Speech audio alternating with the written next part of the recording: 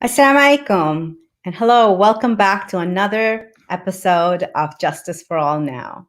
Today we're going to be doing our series, Women in Justice, and we're going to be featuring Dr. Debbie Almontaser, the culture bridger. Assalamu alaikum. Wa alaikum assalam. So we're going to be discussing your work, Dr. Debbie. You've spent about 25 years working in one of the most populated public school systems in the country, New York City. And in this time, you've taught special education, inclusion, teacher training, and literacy, and served as a multicultural specialist and diversity advisor. You're also the founding and former principal of the Khalil Gibran International Academy in Brooklyn, and currently the board president of the Muslim Community Network. More than that, you have been a community organizer, a leader, and really, especially, and we saw this after the Muslim ban, really on the ground work with the Yemeni community in New York City. So there's just such a wealth of work that you have done in the interfaith arena, and we want to learn from you. We want to learn about your life. And so this show is in honor of you, Dr. Debbie. Oh, thank you so much. May Allah bless you. And I'm really honored to have been invited on your show. I have to say, it's really hard for me to talk about myself. So I will try to do my best to make it as meaningful as possible for all the sisters and brothers that'll be watching the show, inshallah. That is excellent. As you know, Muslim Network TV broadcasts into 57 million homes, especially in rural America.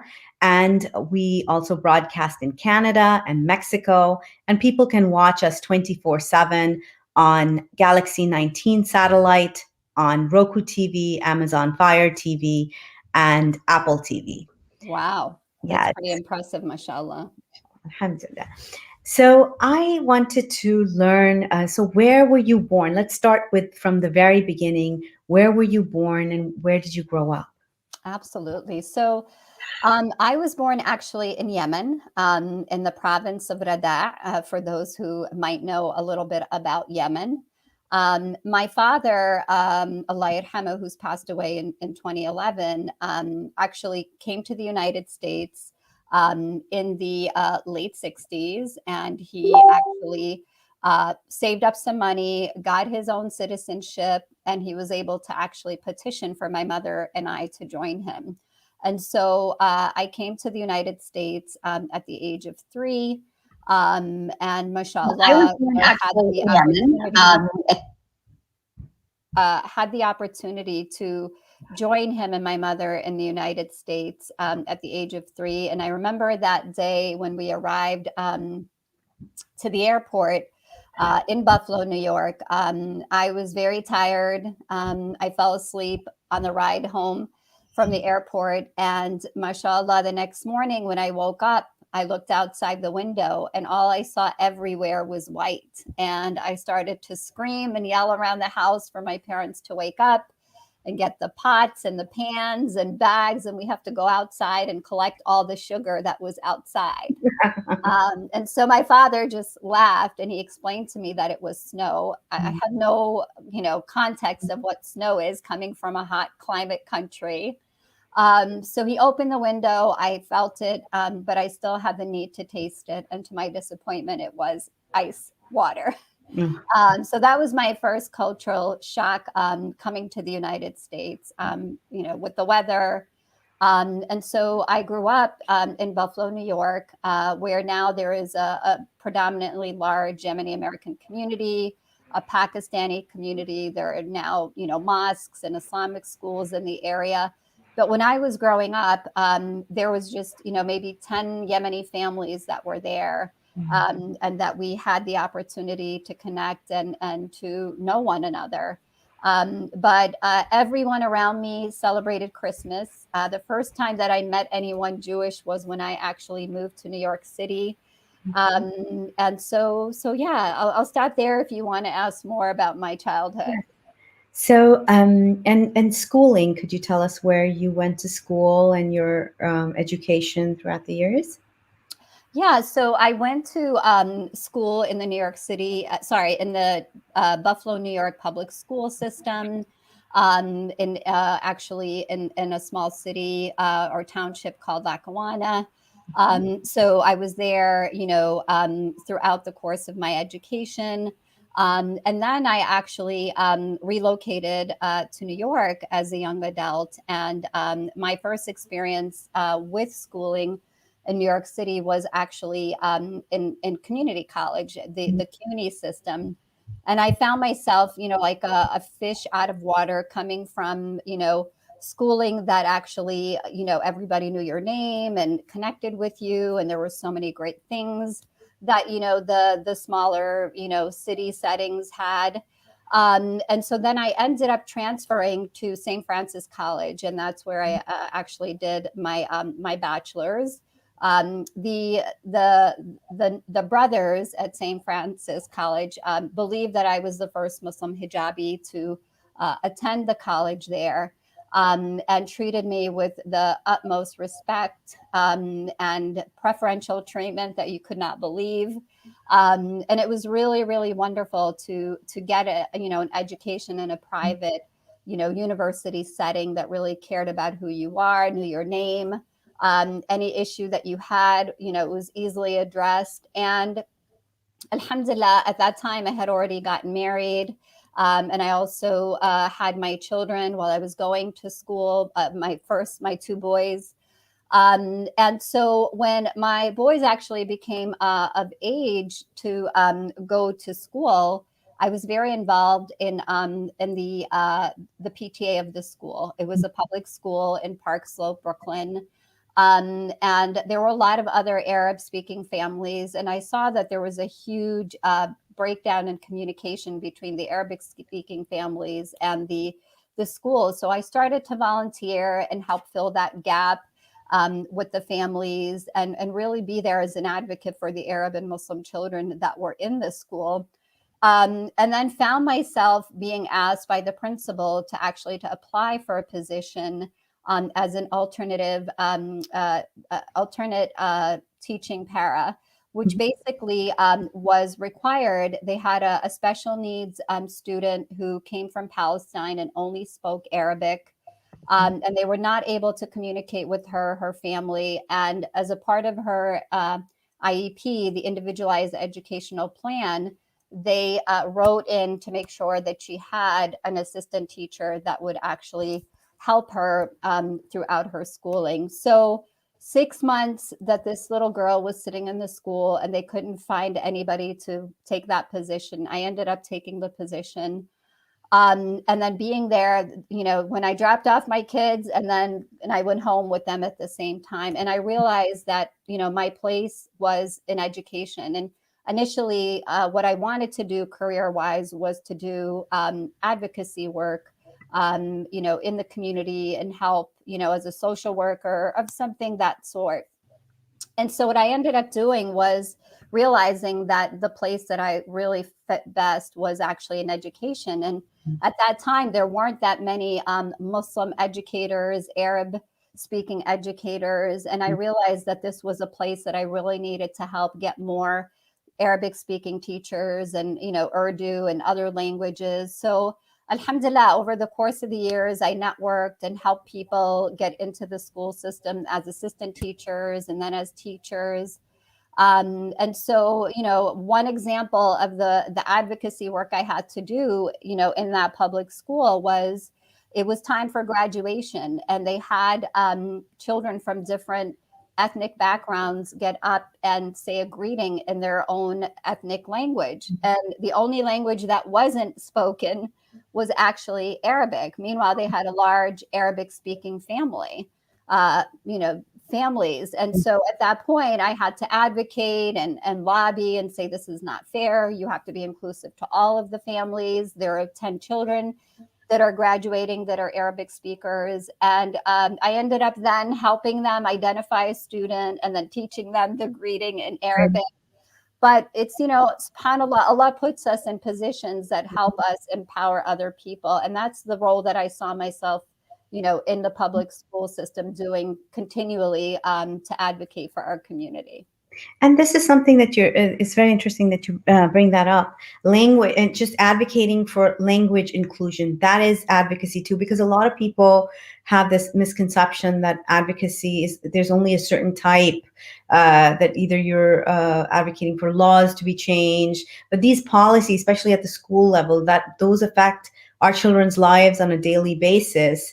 And getting involved with that is just as much working towards justice, because then you're giving everybody that equal opportunity. Why did you think that there was Arabic being a language that is so widely spoken around the world, and in a city like New York City, why that's surprising? What was the atmosphere like at that time for uh, were there negative stereotypes about Arabic? Why was it not included initially? So, I started my career pre September 11th. I was already in the school system, and already working as a teacher. And the reason it wasn't at that time was they underestimated the number of Arabic speaking families. Mm, And the reason for that is that you didn't have that many families who were actually engaged with their local school to advocate for themselves. And mm, that's why, like, one of the things that I want people to walk away with today is, being on your PTA, the Parent Teacher Association, in your public school is very, very critical, because it is there that you can actually convey the important things that are important to you and your family, whether it's about your faith tradition, your ethnic and racial and language, because that's the place that you can actually organize and mobilize with parents. And so at that time, there weren't any parents that were really engaged in this. And during my time on the PTA, before I took the position, one of the things that I did was I teamed up with some of the parents who also supported language access. And what we did was we actually lobbied the principal to provide us a budget to buy multicultural literature mm, that we can actually make sure that families could read in their own language for themselves and for their children. And so with the $5,000, we were able to get a very comprehensive library that we opened it up twice a week. The parents would come in, they would check books out. There were books for their children in their own native language. And so it wasn't just about, making sure that, we were getting them to learn English as a second language, but also to value and celebrate the diversity and the importance of having an additional language. And so, that was a form of advocacy that I did as early as that, to make sure mm, that language access was happening. And so, what we did in that public school ended up being something that the superintendent decided to start doing in other schools that had very multi ethnic groups, to have the same opportunity to be able to read to their children in their own native language. And in addition to that, there were also English language classes for parents. So you were able to drop off your child to school, and then at 9 a.m., you started your classes to 11, and then you went home. And so, really, the answer to the question is that if we're not seen and we're not heard and we're not advocating for these things won't happen. mm. Definitely. And interestingly, someone is watching and they've asked this question. I have a question and I don't mean to offend anyone, but when in history has multiculturalism worked? And I guess they're referring to some of the work that you've done in this field. Mhm. Would you like to answer that question? So, I mean, in this particular field, in the field of education, I don't know how many people know, but we were able to pass, legislation to make the Eid holidays, a part of the school calendar in the New York City public school system. It was not something that I did by myself.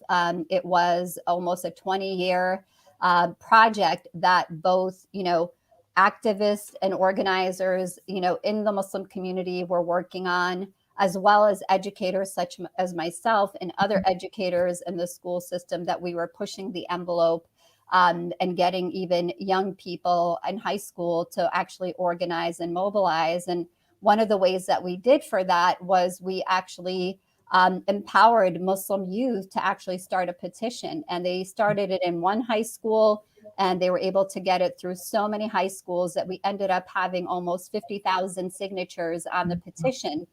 And the signatures were not just of Muslim families, but they were even of other ethnic and religious backgrounds who believed that Muslim children should have those two holidays recognized. And so the other piece of it was we realized, in the activist world, that we also had to get our allies to be a part of it. So we started a coalition for Muslim holidays that had, you know, clergy from different religious groups. We had unions, we had nonprofit organizations that were working with immigrant communities who basically saw that this was important, given the fact that there were so many Muslims in New York City. And at that time, it was, 1 in every 10 children was Muslim in the New York City public school system. And so they saw the viability. But one of the things that we did, which, goes to multiculturalism, is we pointed out that one way to combat Islamophobia, one way to eradicate, misconceptions and perceptions that are negative of Islam and Muslims was to, embrace the diversity that this community brings. And so, through this campaign, everyone unanimously supported it. And the first line of support that we got, mashallah, was through the New York City Council. There are 51 city council members, and we had 2 people in the council that championed it. The first Muslim in the city council, Councilman Robert Jackson, and Melissa Mark Viverito, who is, a Latina, and she believed in the importance of embracing and valuing the diversity of Muslims in our city. And the 2 of them championed it and were able to get the New York City Council to unanimously vote it into law. And so after they voted it in, they actually presented it to the mayor. And at that time, we had Mayor Bloomberg. And he kept promising the community that he was looking into it and they were going to consider it, et cetera. Eventually, in his last term, he told us that he didn't believe that we had the threshold of number of students to give the holiday. So what we did when his term was ending and the new mayoral race happened in 2013, the united ask of Muslims across the 5 boroughs was anyone who wanted to become mayor had to honor the request of having Muslim holidays on the calendar. And so it was, across parties, from Republicans, Democrats, the Green Party, everyone, said, if I become mayor, the Muslim holidays will be on the calendar. And so, that's why it was such a huge undertaking and it took years. But the one thing that made it possible was we had allies who supported us in this. And that made a huge difference, that it just wasn't our community saying that this was important. Set the trend for the rest of the country as well. That was it's a model that other cities, counties have used. I know here in Maryland, we've definitely learned a lot from that, and several counties now have Eid on their calendar. So, and as you were saying, this is where multiculturalism comes into place, is not, working with the allies who do have that privilege already, and building those coalitions to make sure that the work that cannot be done by a small population is done. So I have a question for you. How do you choose what issues you put your energy into? What are there certain, boxes that you tick off, or is it because there's a need of the hour? As you look back at your lifetime of work, do you see a pattern? I do. And the pattern actually is being a bridge builder between, the greater American public and the Arab, Muslim, and South Asian communities that exist within our society. And so, this bridge building work that I've, continued to do over the course of the last 25 years has really been through the lens of education. I realize that the only way that we are able to educate people and have people better understand our community is through opportunities of engagement, like education. So, for example, in 2004, 2003, 2004, I advocated for Arab Heritage Week in New York City. And this was simply after I learned that there was South Asian heritage celebrations with the mayor at Gracie Mansion, and there was a week long activities that were happening. And so what I did at that point was I made a case to the mayor back then, Mayor Bloomberg, and I said to him, this is a great opportunity to embrace the Arab American community, to help educate the broader public. And so a year, after all of that advocacy and bringing together Arab American organizations and activists to buy into this, we ended up getting during his tenure, July 9th through 16th, as Arab Heritage Week. And what we did was we organized educational forums, cultural events, festivals, etc. In that one week, we had a website that we had developed that actually had all of these events. Back then, we didn't have social media like Facebook and Twitter and Instagram to promote that work. Mhm. But we were able to, do it through email and engaging people. And it was one of the most beautiful experiences, having non-Muslims, non-Arabs coming to these events and learning the culture, the dance, the songs, the beautiful costumes that, Middle Eastern people wear. And so, that was one thing that I was most proud of, in helping shape the narrative of Arab Americans in the post 9/11 world. And then organically, what came of that was then my advocacy for, having Arabic language in a public school setting. Uh, Mm. and so, that transferred to, the starting of the Khalil Gibran International Academy, which I had began working on from 2000, late 2005 through 2007 when it, became public. But it was a seed idea, that started late in 2005 that basically I just kept percolating with people. And it wasn't anything that I had said one morning. I woke up and I said, you know what? I want to start this school. Mm. There's a beautiful story behind it. I had actually just finished a program at Columbia University. It was a Revson Fellowship program that was very competitive, and they only pick 10 people a year, and they give you a stipend to take off from work and study in any area at Columbia. And so when I was finishing up the program, I started to have conversations with various people in the city about what should I do next. And I met with the chancellor at that time, Carmen Farina, Mhm.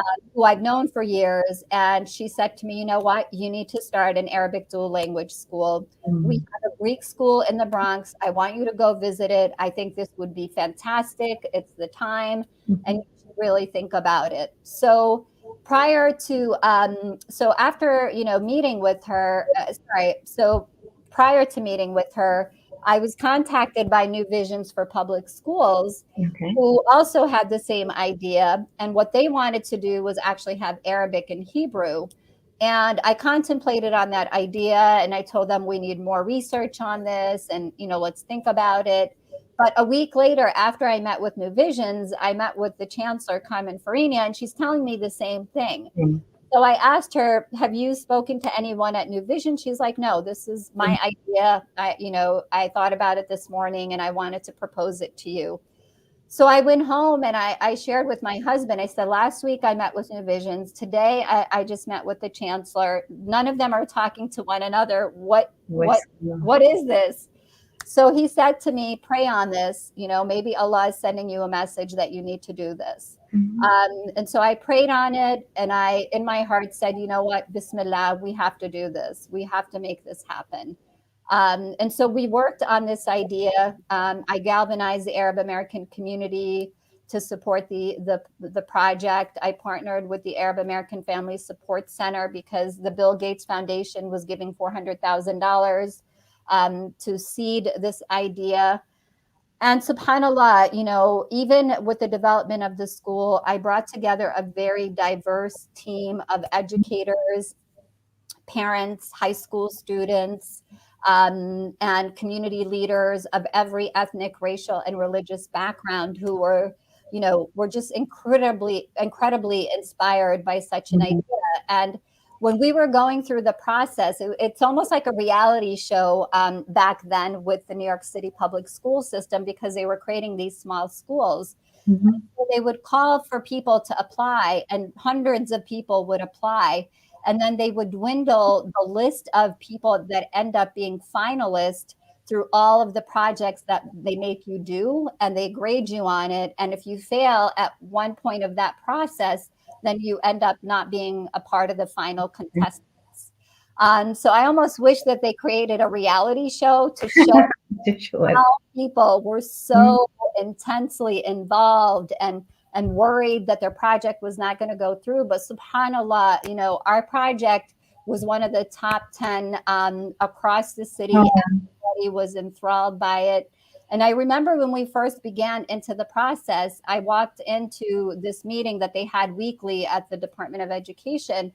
And one of the facilitators saw me for the third time, and he's like, "Where's your team?" I was like, "They're here." He's like, "Where?" And I said, "They're here." And I took him to the table, and in his head, he was expecting everybody to look like me, wearing a hijab, and everybody speaking the same language. And at that point, he was shocked. He was like, "Wow, I didn't realize that you have such a diverse, team that believe in this mission and vision." I said, "Yeah, this is what New York is. We want to create a school that is reflective of the diversity of New York City, and that we want, Arabic language not to just be for Arabic speaking children, but for children who want, to be competitive in the 21st century, in international development, working at the UN, working in the Middle East. We want to make sure that all kids have a fair, opportunity to be, at the school." So, these are the kind of things that I've continued, through the lens of education to push and to bring to light. So I'll let you ask more questions. I'm sorry. And it's so wonderful to hear that background, because all we read are the headlines, right? Where no one really sees the amount of work that went into it, or the vision behind it, and to how, when that whole drama that took place on national television was taking place, what you and your team going through, and how did you come out of it? Looking back at it after, it must have been a very, very painful time for you. What were some of the lessons that were learned, and how did the community heal after that as well? Thank you. So on February 7th of 2007, the school actually was announced. It was announced with 80 other schools that had actually been officially recognized as schools that were going to open. And I remember that day getting the call from, the school, the new school, the Office of New Schools. And Julian's, shared that information with me. I couldn't believe it. I said to him, "I need it in writing. I just can't believe this." And he's like, "Okay, you're going to get an official email."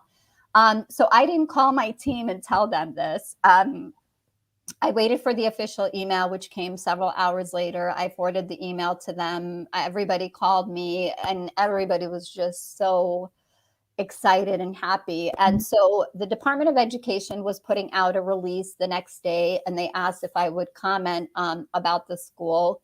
And so I did. But they also asked several other schools that were doing similar things as us, providing Spanish as a language and celebrating, Hispanic culture. And so the only school that ended up getting quoted and highlighted in that New York Times article was the Khalil Gibran International Mhm. Academy. So we had a lot of people who were supporters. I started getting emails. People were like, wow, this is amazing. Mhm. And then, one step back, prior to the engagement when we were working on the project, I also did an informal feasibility study with clergy and community leaders in New York City. And they all were like, oh my God, this is amazing. Is this something you're going to lead? We will support you 100%. And I told them, yes, this is something I want to do. So immediately those people called and congratulated us, and they're like, whatever we can do, we're here for you. But within 24 hours, the blogosphere went crazy. The Islamophobes began to write horrible things about the school. A local Brooklyn paper allowed this woman to write an op-ed that basically called the school, an atrocity to New York City, and that the community should organize and mobilize, to City Hall to shut this down because it was going to train terrorists. And so, we monitored what was going on, in the blogosphere, but things were calm. Other papers didn't write anything, the mainstream papers in New York.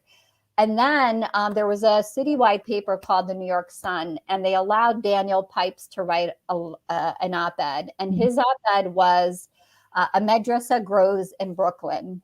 And that just then went viral, and people started to write negative things and what have you. And the focus first was specifically on the concept and the idea of the school. And then when the Islamophobes realized who was actually involved in this project and who was going to be leading the school, they started then to do research on me. Mhm.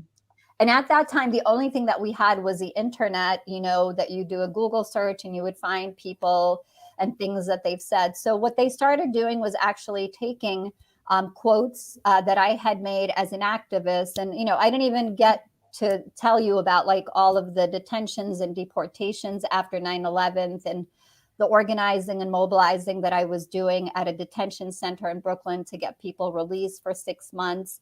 So I was very active as a civil rights, activist and organizer in the aftermath of September 11th for several years.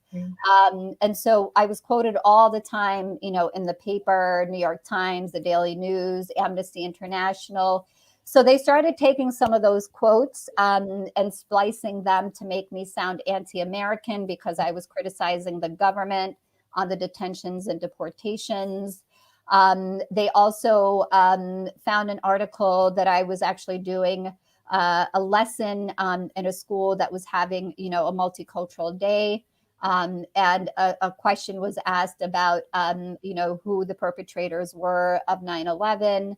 And I simply said that I didn't recognize those people to be, Muslim for the act that they had engaged in. And they took my quote and made it seem like I was a 9/11 denier. Oh, wow. So it was really, it was intense to see the way that they actually, were going after me. And this is around the time where the Islamophobia industry actually materialized as a proper united front with Pamela Geller and Daniel Pipes and all of. I mean, they've still been around. They're still around, and they're rearing their ugly heads again. But yeah, so just for people in the audience, this is a multi-million-dollar industry. This does not happen just because some blogger might be sitting at home and just writing up. Many of these people who were behind this are very, very well funded.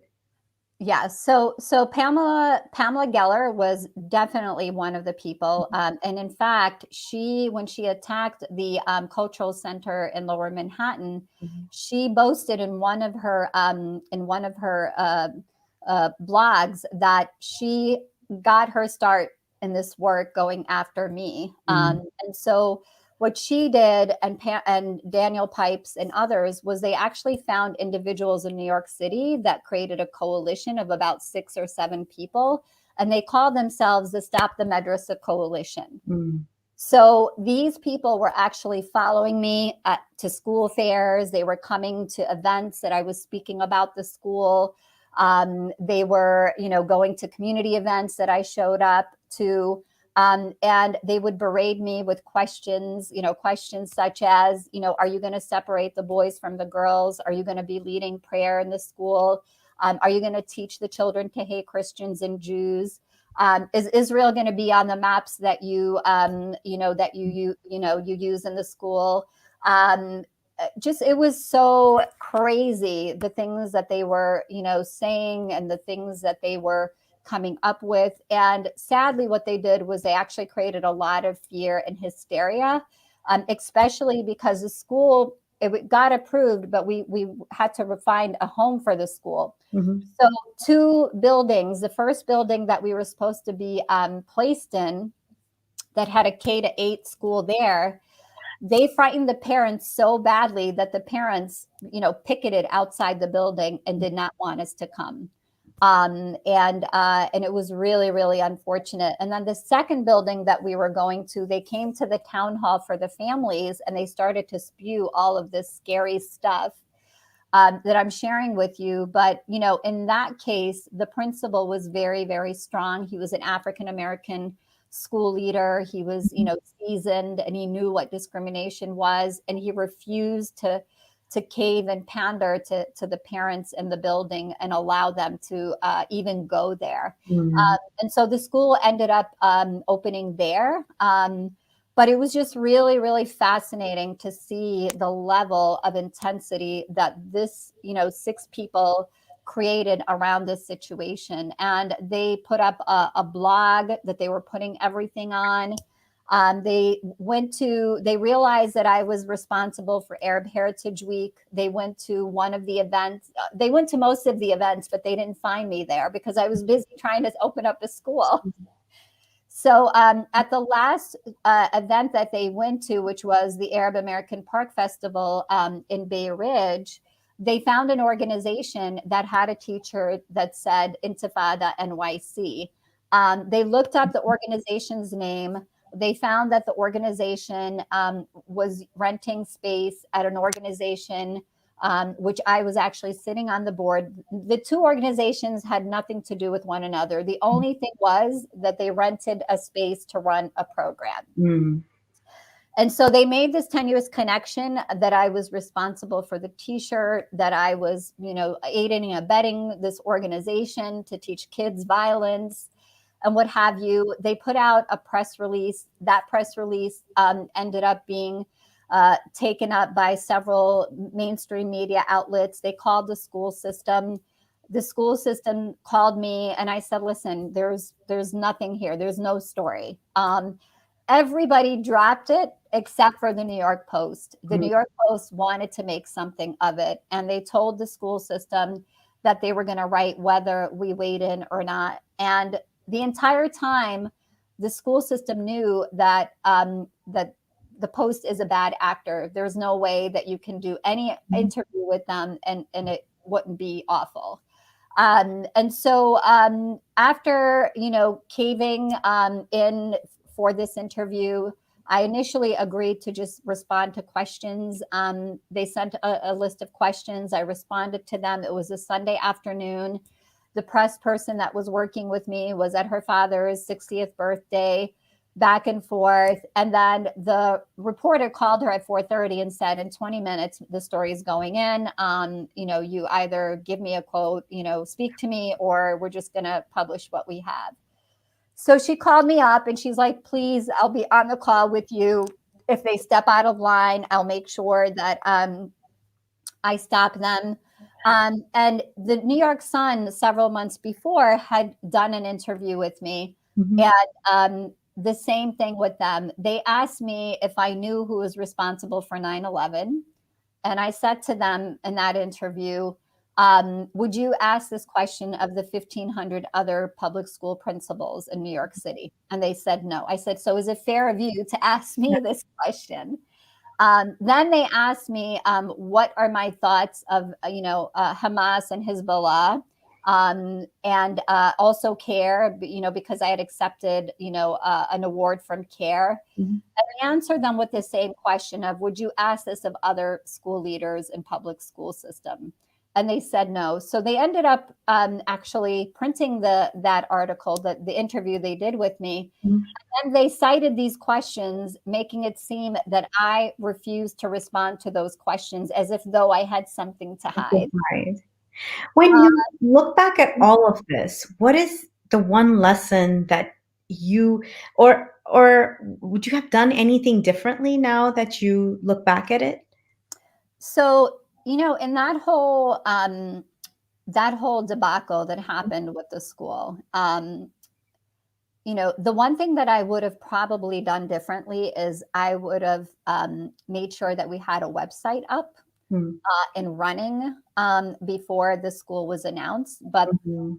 in hindsight, and I had mentioned to the school system, we should have a website up. And I mentioned to the Arab American Families Support Center, we should have a website so people can go somewhere and read for themselves exactly what this is. And sadly, we just didn't get around to getting it up and having it there. So what ended up happening was the narrative of the school got hijacked by the Islamophobes. Mm. And what ended up happening was we were more reactive versus Yeah. proactive, because we had to then go on defense mode. And so if there was anything I would have done differently is I would have had a website up and ready. In addition to that, have a designated PR person, which I had actually asked for, and that was supposed to be put into place, but the timeline just didn't meet with the announcement of the school.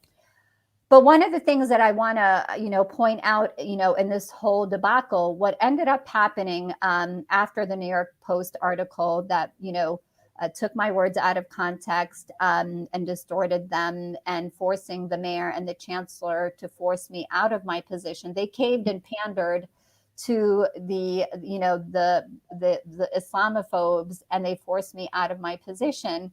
Um, the you know they gave me an ultimatum. It was, you resign and the school goes forward, and if you don't, the school will not go forward. Mm. And I was put in a position that I had to, put my personal interest aside for the greater good of the community. This was a historical institution that was being built in the United States that was going to be teaching children Arabic, as a second language, that was going to, get them to become, marketable for international careers. And most importantly, it was going to be a hub of education even for the larger community, where we were going to have cultural arts programming and events to engage the broader public. And so at that point, I put my personal, interests aside for this historical monument to be built in New Mhm. York City. And it was the most painful thing to actually sit there and write, a resignation letter that I did not believe in. Mhm. But because they were asking me that entire week, are you getting threats? And I was getting threats. I was getting threats in the mail to my home, which was very frightening. I was getting prank calls on my cell phone and on the school phone. It was very intense. And that week, when the New York Post article came out, there were media outlets camped outside of my house. There were media outlets camped outside of the school building. It was absolutely intense. And um, I submitted that letter, and then I was whisked away, from the back door of the school building after I spoke to my staff, they were devastated. They were Mhm. absolutely devastated. And I had to keep, a straight face and posture, and letting them know that they have to go on. They have to make sure that the school, opens, that all the children get the best education. And I was not going to be far from them. But leaving New York City to, a summer home that I have in Pennsylvania, and then watching everything unfold, it was just the most painful thing that I had ever experienced in my life. And my What got phone you through it? was ringing off, the hooks. What got me through it was prayer. I've prayed for as long as I can remember.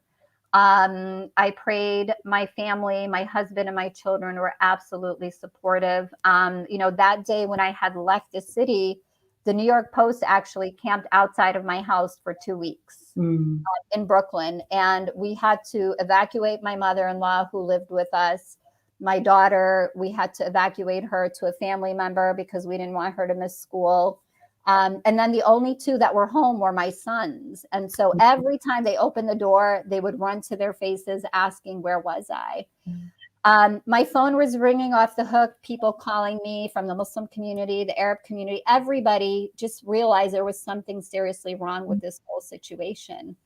And what ended up happening, so this was August 9th, and then August 20th, everybody in New York City was up in arms demanding answers. And so what they ended up doing, and when I say everybody, the Arab community, Muslim South Asian community, but the mass of people that were outraged were actually all of my interfaith partners, immigrant rights partners, social justice partners. They all knew there was seriously something wrong with what happened. They didn't believe that I would cave and resign in the way that happened. And so they organized and mobilized, mashallah, a rally outside of the New York City public school system. By that time, I came back to work. They told me that I could continue on my salary and do whatever work I wanted to do at the school system. I had gone back 2 days before this August 20th rally.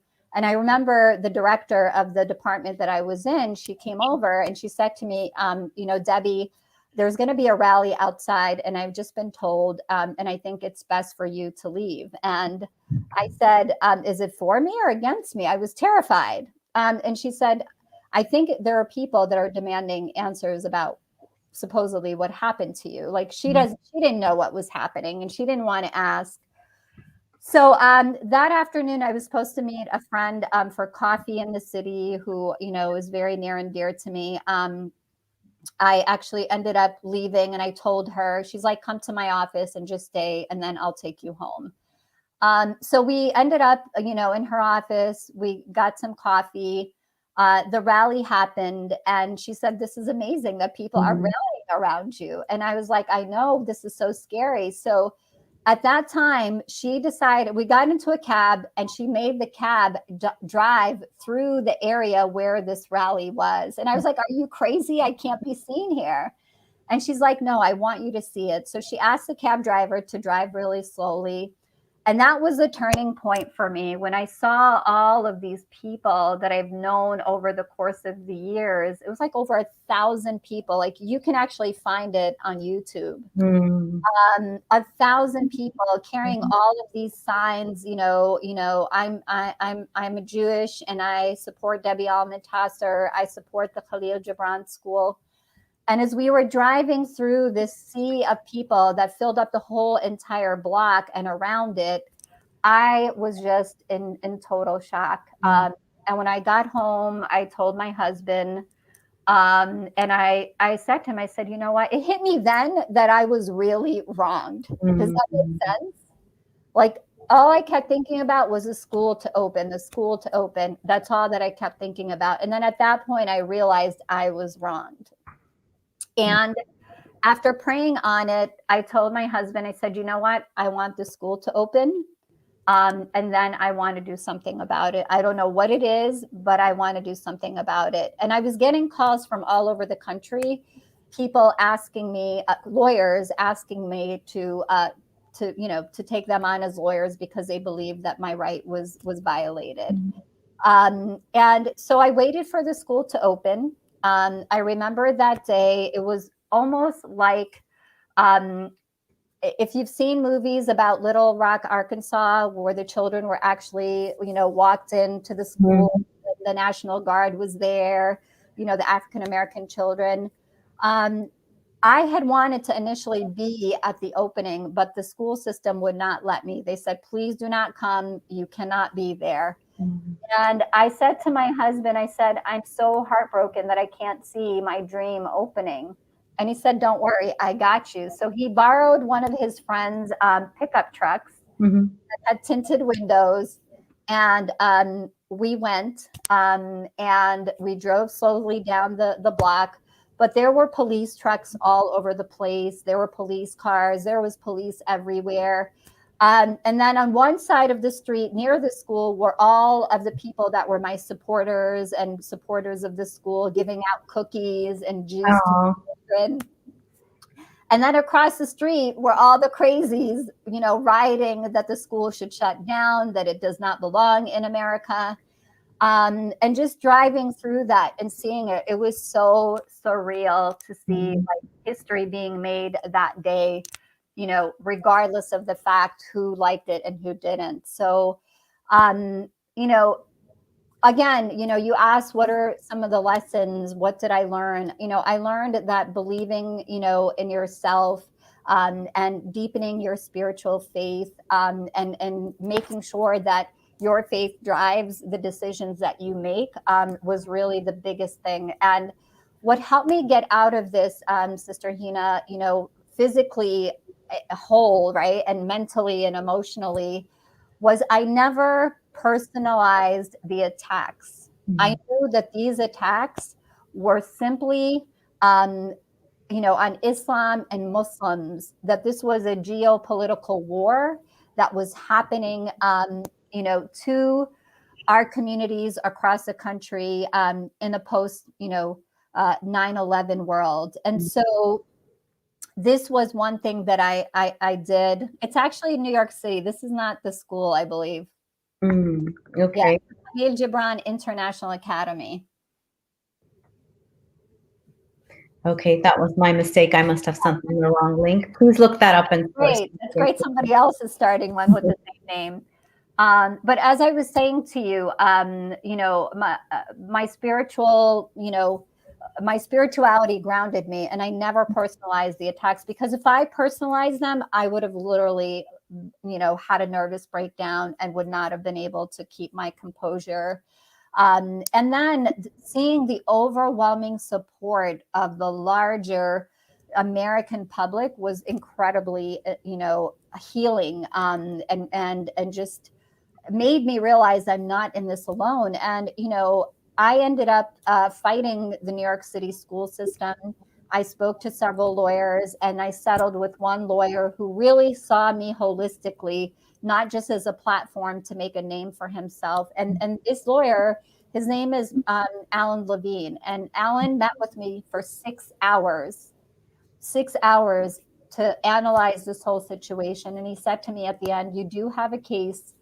Go home, sleep on it, get back to me in a couple of days. If you want to take this on, it would be my honor and privilege to correct the wrong that was done to you by members of my community. And I remember that day when I went to visit him. It was a Sunday afternoon. And he actually, yeah, that's the correct one. He actually was the only one there, and he buzzed us in from downstairs. And then when we got there, he opened the glass door to let us in, and he bowed to me. He literally bowed, and he said, it is an honor and a privilege to make your acquaintance. I am one of your biggest fans and admirers. And this guy was like 70 years old. I saw him like a father figure, and I was so embarrassed by him bowing to me. And I said, please don't do that, stand up. And he's like, I just want to tell you, I'm so sorry for what members of my community have done to you. And my wanting to help you is simply to correct this wrong. And it was just incredible. And throughout the whole ordeal, he stood by me, he fed me, he drove me home, he did everything I needed to. And his wife, who's also an activist, Donna Neville, she worked closely with all of those organizers that did that August 20th event. They formed a coalition that had over 40 organizations in New York City that, worked around the case. They raised money for, media engagement. It was just an incredible, coalition and action. They went to every New York City Department of Education press conference that had anything to do with the school, and would crash it, to get my narrative and the narrative of the school in. it was just very, very inspiring to see these people come together and fight, on my behalf. And so, I ended up suing the city, the chancellor, the mayor. We also filed an Equal Employment Opportunity Commission complaint for discrimination. And the New York Times finally decided to do an expose of what actually happened. It was a 2.5 page, expose in the main paper, and I was on the front page. And my husband always jokes. He was like, Obama at that time was running, and he was like, Obama just had this little tiny space. He had this whole big space under the New York Times New York Times banner.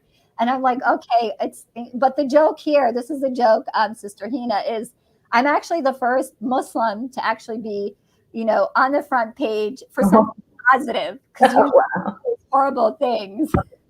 That's so, and to go through that whole episode and then come to that, so Allah subhanahu wa ta'ala puts us through these tests, and at the end of the time, we get to this point where, He adhillu man tasha wa tudhillu man tasha, it just comes to light. But I didn't even realize the time is, we're towards the end of the show. We've actually gone over time. This deserves a part two. There's so many other questions that we have readers. Yes, please talk about your book, and there are readers who are asking so many other questions. We didn't get to talk about the bodega strike at all, but I'm happy to come back. Yes, please do come back. We'd love to have you and talk about more about that. But please do tell us about your book before we leave. Absolutely. So the book was actually inspired by my own personal experience with the Khalil Gibran International Academy. In 2010, I actually was vindicated by the Equal Employment Opportunity Commission. They ruled in my favor.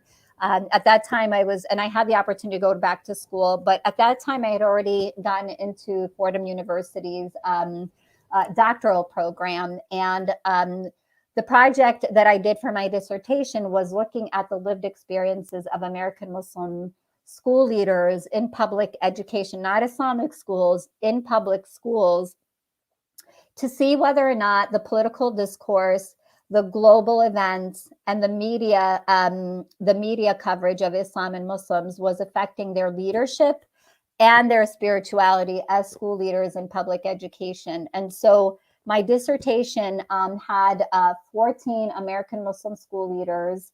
8 of them were actually of African American background, and 6 of them were actually of other ethnic backgrounds. And so it was really incredible to hear their stories, their triumphs, their the challenges that they faced. 2 people within my study actually had far more worse experiences than what I did, and they suffered by themselves. They didn't have anybody to go to help them.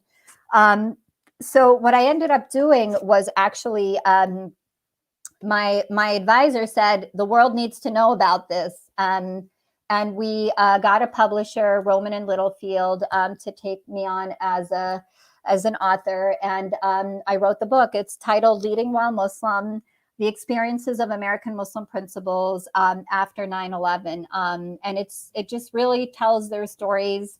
But most importantly, it tells about policy initiatives that we need to take as a community to both support these school leaders, to make sure that we have more school leaders that are reflective of our community going into education. Across the nation, I was only able to find 20 people, and of the 20, only 14 agreed to participate. There are so many teachers right now in New York City. There are over 9,000 teachers who identify as Muslim, but are not taking the next step to go into leadership. We need to, promote them. We need to encourage them. We need them to know that as a community, we support their leadership. And most importantly, get the school systems to understand that our kids deserve role models from our community.